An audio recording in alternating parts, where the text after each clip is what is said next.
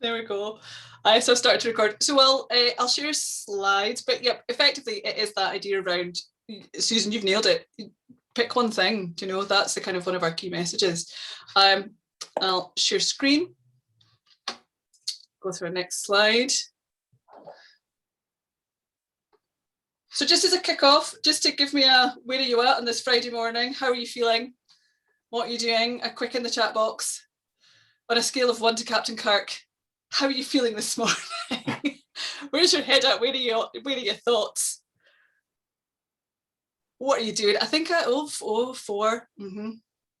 Somebody asked me if these actually mean anything, like was there a scale of 1, like 1's bad and 6 is good?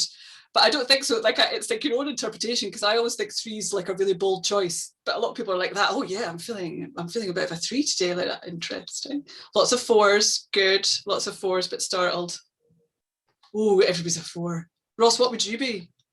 I think I might be 3, but it's more just that I'm incredibly disjointed at the moment, and that's probably closest to. Yeah. Thumbs it up. I'm probably a bit of a 6. I'm like that. Yeah, it's Friday. I'm all right with that. That's a good thing. That's a good thing.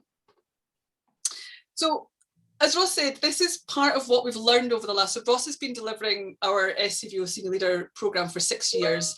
I've been doing this for, I think, 3 years now, co-facilitating with you, Ross. And really, as Ross said, it's not about getting rid of a strategy or not taking that strategic approach. It's actually just saying, you know, if you've got something, once you've written it down, that's not enough. It's about taking those things and taking those messages and really embedding it into everything that you're doing. And over the last 6 years, we've kind of honed the programme into coming up with these 5 key themes.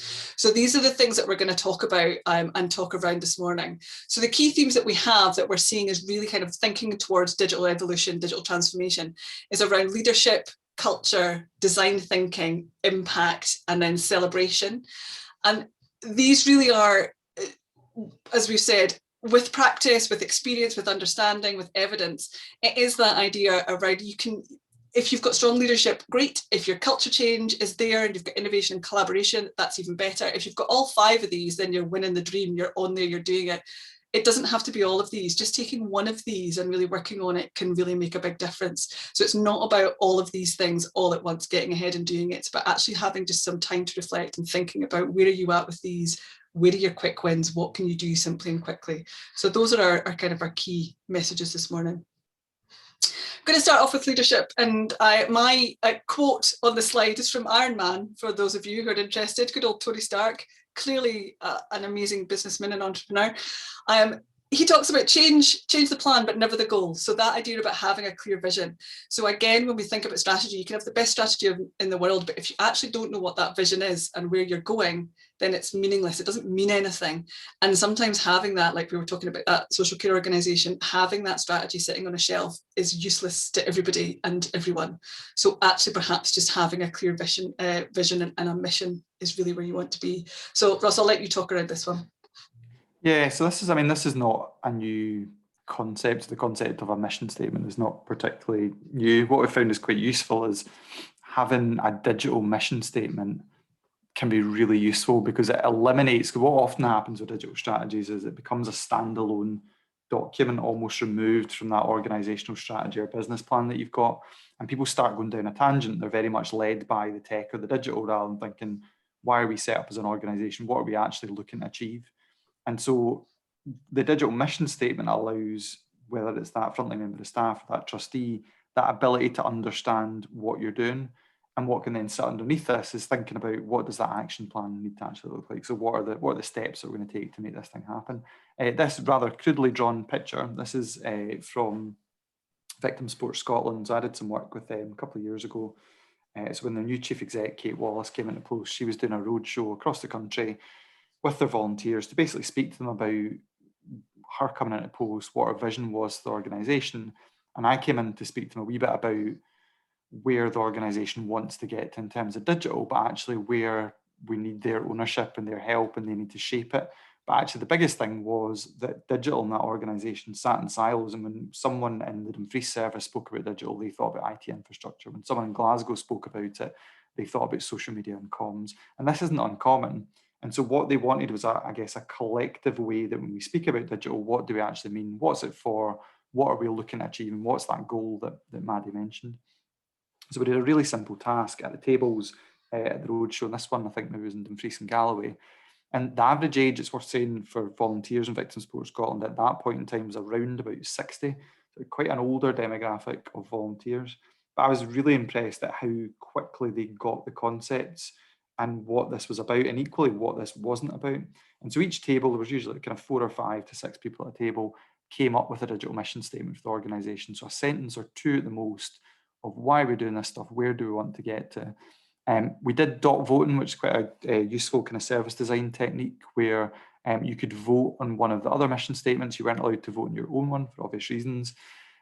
This one was the overwhelming winner, as you can see from the number of dots in the bottom left-hand corner. Really, really simple, in a single sentence, encapsulates what the organisation is trying to do. So crime isn't restricted to office hours, and neither are we. So those volunteers in that room getting the fact that actually for years they've structured the beneficiary engagement with that organisation around how the organisation is structured. So we have an office that's in a city centre or a town centre. The office is only open 10 AM till 4 PM. We're shut on a Wednesday for staff training. We don't open Saturday or Sunday. If someone wants to get in touch with us, they need to be referred by the court. They then need to pick up the phone. They then need to ask us for an appointment. We might give them an appointment in 2 weeks' time. They'll probably need to take a half day off their work or get some childcare to come along to that. And so as they sat at those tables and discussed what things looked like at the moment, it was very clear that actually it wasn't about digital. It was about the fact that they weren't really listening to what their service users needed. They weren't really understanding how those people lived their lives in 2021 and how that organisation could fit in with that. What they were doing is they were expecting their service users to shoehorn into the way that that organisation was structured or how an office was set up. And so for me, that's a really simple statement that allows anyone at any level, and equally like funders and kind of key stakeholders, to understand what they're doing and the direction of travel. There's another one, we don't have a slide on it, but I'm just going to quickly touch on it if I can find it. So Tamsin Ferrier from CMAB, which is a residential school, which works with children with complex needs. So they're a registered charity in Scotland. I think Tamsin, I can't remember exactly why she came to the cohorts in the first place, but I think, Maddie, it was around like building an app was maybe the idea for working with children. Yeah. Sure, yeah. And so very quickly what became clear is it was less about let's go and build a thing, which is what the trustees wanted them to do, and actually more about understanding people and culture. And so Tamsin's digital mission statement has 4 strands. So bringing joy to recording information, making it easy and intuitive, freeing staff time to create meaningful memories, creating effective systems and processes, enable staff to be brave, embracing learning and development, ensure all information is safe and secure through technology and processes. And so really the core of her mission statement was about how do we use data to make better decisions for children, to provide better outcomes? How do we ensure that they have ownership over the information that's captured about them? And how do we make sure that staff can do that in a way that's efficient and they're not bogged down by administration? And so there was a complete clarity as to what they're trying to do. So her digital mission statement wasn't saying, here's what we're going to do about data, here's what we're going to do about digital comms, here's what we're going to do about 8 other strands. It's like, this is the thing we need to focus on this year, and we're going to put all of our effort into that. And so when you're thinking about that mission statement and that broader strategy, for some of you that might have various strands because you've got enough staff, team and budget to make that happen. For some of you, you might really want one thing that is the thing that is important to your organisation right now that you're going to focus on, and then build on that and actually start to look at different areas. And we'll kind of talk about that as a concept, that kind of incremental change. Anything I've kind of missed on there, Maddie? No, Ross, and it's such a good segue, thank you, into our next slide, which is that idea around culture. So this is Ross is saying about actually choosing that one thing and then kind of making this, what's the simplest way we can start. So actually having what we call at SEO, taking that agile approach, but it's adapting agile, because we're not talking about a specific product, we're actually talking about people. So there's things around that way of working that can fit quite well into how we work as organizations, and using constant iteration. So working in these small manageable chunks, starting off with, let's just pick that one problem, think about what that is, and then see if we can then work a way to solving that in the quickest way possible. So this kind of graphic is used a great deal. CAST, an organisation down south, use this a lot. And the idea behind this is your kind of your MVP, your minimum viable product. So what's the smallest thing you can start with that will help meet the need or fix the problem that the person who's using your service has got? So where is it that you need to be? What's the least amount you can do in the best way, as in we want to put our efforts into providing and being the best service that we can be. We want to do that as many times as possible. So what is it that we need to do? What's the minimum to help do that for that person? And understanding that actually our end goal of the car, for example, might not be what they need. So that idea around actually, where can we start small? What can we do? What can we test? How can we take that forward? Yeah. Ross, Absolutely. your thoughts on that? Yeah. I mean, I think we've used a quote from Bob Barber at Shelter, who was previously their head of digital, and he kind of sums it up really nicely. So pick a problem, solve it in as cheap a way as possible, set yourself some sensible metrics, see if it works. If it doesn't, don't worry, because you've not spent much money and you've probably learned something quite valuable in that process. Do that 10 times and you'll wake up to find that you've built a whole new system for a fraction of the cost. And so that approach where you might choose 10 things that are important to you over 2021, 22, and think about when you're going to do them in a timeline, who's going to take responsibility, do you have the budget to make it happen? And actually that incremental approach is much, much more effective than suddenly panicking, because we need to actually get to grips with cybersecurity. We need to think about procuring a new CRM. We need to think about our website because transactions are really terrible. And suddenly you get very overwhelmed because that to-do list is astronomical and you're trying to do it all at once. And again, that probably ties in when we're thinking about that culture piece, is almost trying to eliminate the term digital transformation from your organization, because it's very unhelpful, and particularly staff where this stuff is scary already. The term transformation says to me, as a member of staff who isn't involved in digital, that this is a thing that's going to be colossal change overnight and is going to fundamentally shift how I work, and not in a good way, and I have no control over it. And so what we want evolution. We want that incremental change so that it's palatable to staff, so it's more likely to work.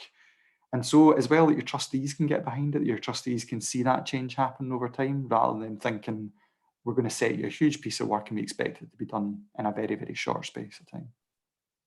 And I think as well with that, back to that thing about pinning the future of our organisation on a guest, the idea of having a strategy is a 3, 4, 5 year strategy, and that's set in stone. Whereas taking this approach and doing the constant iteration means you're not following that plan. You don't have to stick to that plan. You can move about, you can change, you can kind of have a shot at something, decide that didn't work, then try something else. So keeping that measure, that mission, that vision, that goal right at the start. So as good old Tony Stark did say, it's not about, that's the bit that stays the same, but the plan, the how you get there is the bit that can change. So it doesn't matter how you get there. And that, I think, constant iteration allows for that, being able to change and move and flex what it is that you're doing, and to test things and to try different things out and see what works and what doesn't. Yeah, absolutely. Yeah, I've shared the digital toolkit that I mentioned because everything that we're talking about today, and particularly leadership and culture, is section 8 in that, and there's some really, really good resources. So when you click through on that, there's some actual case studies, but there's also things like the Charity Digital Code checklist, for example. There's some really good stuff from Government Digital Service that might be interesting to Marcus in there as well. So that's worth exploring. So from today, if there's an area where you think actually that's the bit we really need to focus on, there'll probably be a category in that toolkit that's going to cover that and help you on that journey. So the next key theme we were talking about is design thinking. So again, these run through each of the things, the topics that we're talking about. They're all kind of interlinked with this way of working. And as we're saying, it's not about getting rid of a strategic approach or a strategic thinking. It's actually just having that document that we're talking about. It's that actual strategy that's the thing that we're saying is maybe not necessarily, you don't necessarily need that because it pins you to one way of working. Design thinking itself is really going back to that, what's the purpose? Why are we here as an organisation? What is it that we want to do? What's the problem that we're trying to solve? And doing a whole user value versus social value. So how does your service meet the user needs and their definition of what they want? So actually thinking about who's the person that's using the service, what is it that they want from us? And how is it that we can do that in the best way that fits that person? So back to that, again, back to that vision that Ross was showing at the start, actually thinking about, okay, so crime doesn't happen 9 to 5, it happens all of the time. So if we want to be there for the people who use our service, then we need to figure out a way that we can do that to meet their needs. So it's not about us, our mortgages, our lives, the way that we work. It's about the people who are using the service and the people that we are there to serve. So thinking about it from, from a social value point of view, that's about how does the product solve a social problem? Whereas the user value is, well, how do we solve that individual's problem, and what are their needs and what are their definitions? So what's their definition of what their problem is? It's not what my definition of what their problem is, it's actually what do they think their problem is, and therefore how do we help them solve them for that individual? Yeah. And just, I guess, two things to just say within this, because the design thinking and service design can sometimes feel I was going to say mystical to some people, but it's like, I think remembering, I think that's right, mystical. Yeah, remembering that you're all doing service design. Now, your approach to service design, your organisation might be quite haphazard, so there's maybe nothing that's actually codified around that, and it's just dependent on individuals or teams. It could be that it is codified, but it's actually using methodology that maybe isn't as robust as it could be. So maybe you're relying purely on focus groups, or maybe you're sending surveys out and you're getting 7 responses at a time and you're making big change based on that. So everyone's doing service design. It's just your approach to service design is somewhere on a spectrum. What I would say within that then is trying to adopt some service design methodologies and some principles. So things like, for example, the Scottish approach to service design is a really good starting point as a principle of we need to listen to people more effectively to design public and third sector services, and it underlines some kind of core values and principles that sit underneath that. There's tons and tons of different approaches you can take. Things like CAST has their better design principles, which a lot of organisations use, which can be really useful. But really what we're talking about is deliberate actions to design services that are shared across an organisation. So when we want to listen to the young people we work with, these are 3 or 4 of the workshop interventions that we know have worked with them and have worked with different youth work organisations that are tried and tested. So what we're not doing is every time we come to do this, we either default back to that focus group or survey, or we just make stuff up as we go along. We're using tried and tested ways of doing things. The other thing that some people can find quite difficult is getting their head around the concept that everything is a service. So when we talk about service design, we're not talking about only a methodology for organisations that provide a frontline service to a beneficiary. So if I'm a membership organisation, I'm providing a service. Susan works in a think tank, they're providing a service. Every single thing you do, whether it's internal or external, is a service. Once you can kind of get that, you can then start to think about how we design services. So if someone in your organisation is really annoyed at the fact that the toil process takes 2 weeks, and if they fill out 4 Word documents and it becomes a slog every time, your HR service internally clearly isn't working for your staff, and maybe you need to think about the service design around that piece. So when we're thinking about this, everything's a service. Thank you. I've just put a couple of things in the chat box. First one is the Scottish approach to service design, and the second one is CAST's design principles. So definitely worth a look if you've got something there. Just lost my slides. The next slide, we're going to do an activity, but I'm not actually going to do it just because I'm aware of the time. So it's just for you to think about yourselves. This is something that Ross does on our Senior Leader programme as an introduction to all of this around introducing digital, and to think about it, what does that mean for us? So back to that user value led idea, is to think about a time you experienced amazing service online. So it's not just kind of good or mediocre, it's actually what was the best experience you've had, and then describe that service in one word. So using that one word, and then kind of taking that one word, would you apply it to your own service? So actually what's experience you're having, and then how would you apply it? So just to kind of have that in your heads and think about it, because I want to kind of give us time for questions. Sorry, Ross. Yeah. I mean, it's your activity. I should have got you to describe that, but maybe next time. Can I give you just a quick example, actually? Because I've been doing some work with charities in Wales at the moment, and we did this activity right at the start, and we're now kind of 3 weeks into that programme with that cohort of charities. And someone yesterday said something which I thought was really interesting. So she works providing kind of counselling and support, and she was talking about the fact that she ordered a carpet online recently, and literally has been given updates on the fact that the carpet's been made in the factory. Now the carpet's been put in a van, it's en route. And so does she want to change the time slot that's going to come out? So she's got like complete personal control over this carpet that she's ordered. But if someone onboards onto the counselling service they provide, first of all, there is no real onboarding because nobody's really thought about that. It's like you have to phone or email, or you might get referred. There's a kind of clunky referral form that's in a Word document. Once that happens, you don't really know what is happening with you, or like, you know, when is my next appointment? Can I change that next appointment without actually phoning up? So that sense of ownership and control, which, you know, applies to ordering a carpet online, somehow doesn't apply to a counselling service, and probably lots and lots of services that charities that, you know, either people in this room or other organisations that you're working with, where that sense of personal control just often isn't there for that end user. And what might that look like? So if we can expect that when we order a carpet online, why can we not expect it when we're trying to access quite a critical service in our lives? Good example. Thank you.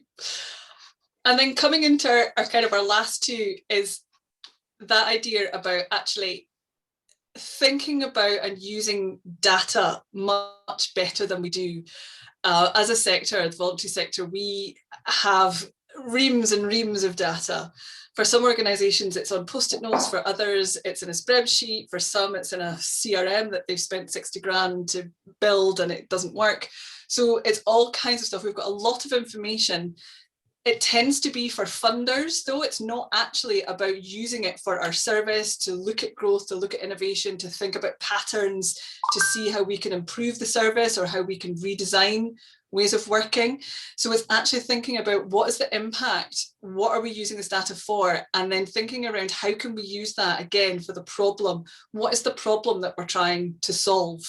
What is it that this information is telling us? Is it telling us anything?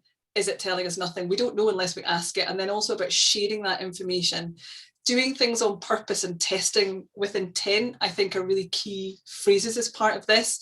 And Ross mentioned that, Susan mentioned that right before we started, that idea around just pick one thing and test it, see what works, but share the data, share it with your organization, share it with other people, because the likelihood is that somebody else has tried this in some way, and being able to work together and having that kind of, you know, going back to that adapting agile, having that collaborative approach and that culture, it makes a big difference to being able to share that. Ross, what's your thoughts on this one?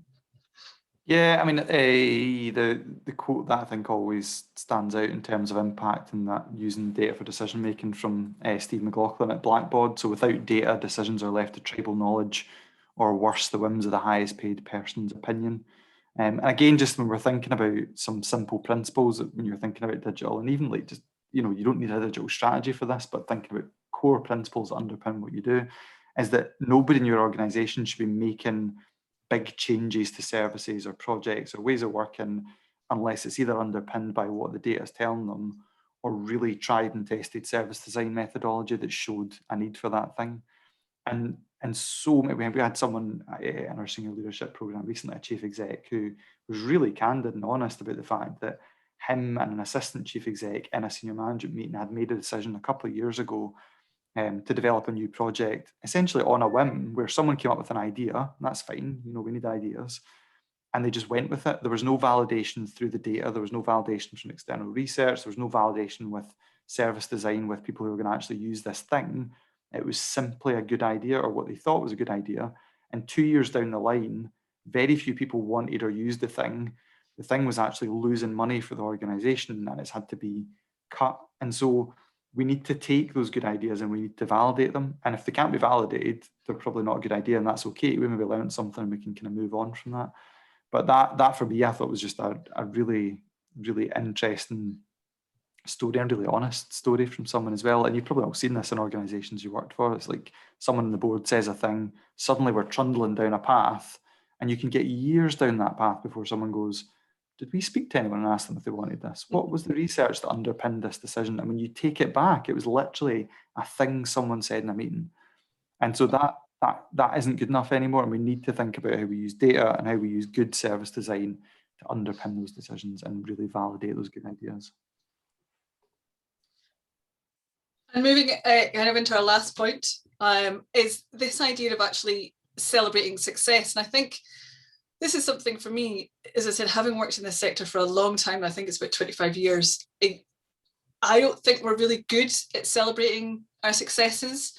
And I have learnt this from working and collaborating with people who work in completely different sectors. So working with people who work in the tech sector, for example, has made a real difference to me understanding what this means. So even celebrating the small things, the things that were like, okay, do you know what? We changed a button on that website and we've had 6 more people sign up. That's great, let's do that. And this can really come from trying and testing things and doing those kind of small quick wins. I think is probably what Ross would call them on the senior leader program. So actually, let's give something a go, let's see if it works, and then if it does, let's celebrate it. How exciting, look what we did. That's been great. We at SCVO have started to do a win of the week, which initially made it was quite difficult for us, because we're like, well, it's been fine. It's been an all right week. It's been all right. And then actually having to be forced to think, you know what, actually this worked really well. I had a really good meeting this week. It was really invigorating.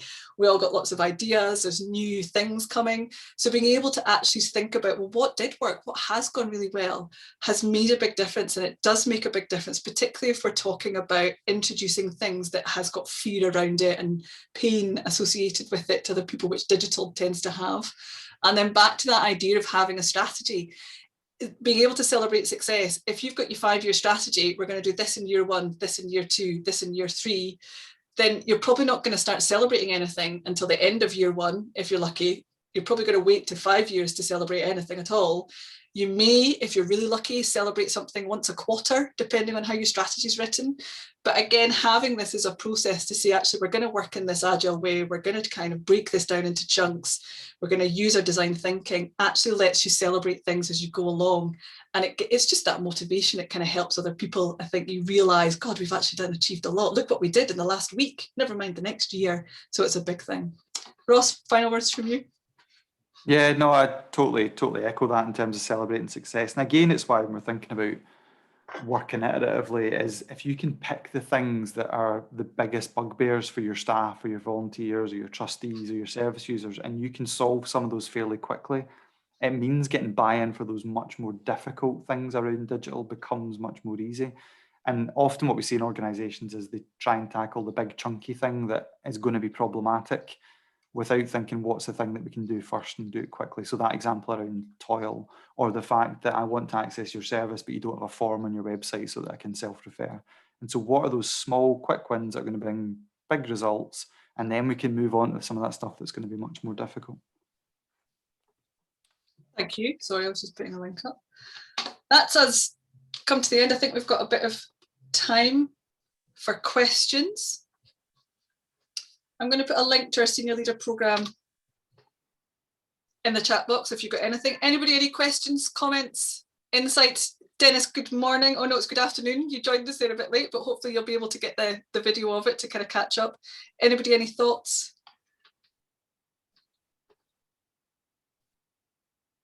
Any ideas?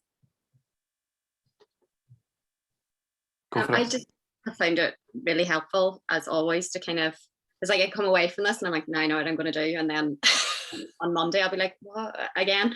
But I just think it does help to kind of demystify things and keeping that like when you're talking about kind of the service design process and things like that, you can kind of just get dug in so deep into it that it's hard to pull the focus back. And I know I find it difficult to kind of get other people to buy into that idea of doing things, especially when there's issues with charities, with funders, and a lot of things are designed because we can get funding for it rather than because there's a need for the service, or whatever. So I find these events really helpful to kind of just sort of check what you're doing and use it as a kind of benchmark to see where you are. So thanks. Thank you. Yeah. And I think, even what we're seeing happening now more and more with funders is service design principles being core to how they make decisions. And I think over the next couple of years, it's going to just be commonplace for most. So if you look at people like Cassie Robinson, who I think she's now head of programs for UK at National Lottery and previously a service designer, most of the Scottish funders now have some form of service design principles in terms of how they make decisions and even at a very basic level, it's very much on the radar. And I think if you're going to put an application in now, and you've not clearly quantified that with like, what's the data telling us about our own beneficiaries, what's the external research showing that validates this approach, and what are the service design approaches that we took to get to this point, then trying to get funding will be very difficult, because if you're going up against someone who's got all that, and you're someone who's going and saying, well, actually we did a survey and we asked 5 young people in a closed room a bunch of loaded questions, it's really not going to stack up against that. And so I think what we're going to see is more grants officers scrutinising how a charity got to a certain point in that decision making. And if it didn't use data or external research or good service design, it's probably going to become much more difficult to actually get funding. Anyone else?